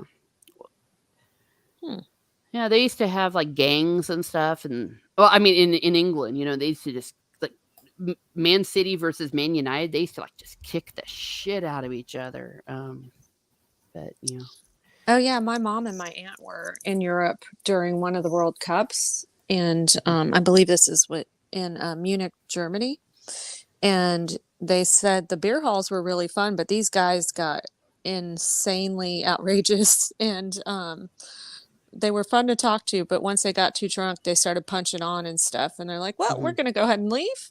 Yeah. So I'm like, oh, I guess they take it real serious. So, yeah. Well, yeah. Well, it's fun. And I still have mixed feelings about this World Cup coming up because, first of all, this whole summer should have been World Cup summer. And that's usually what we watch as a family. We've been doing it for my adult life. But because they somehow are putting it in Qatar and it's too hot. So they're moving it to the winter for us. And I don't know. I don't even know if America made it in. Did we make it in, Steek? I don't know. I don't know either. I don't care. Alrighty. Well, a football stream in the future and... I'm not going to allow it.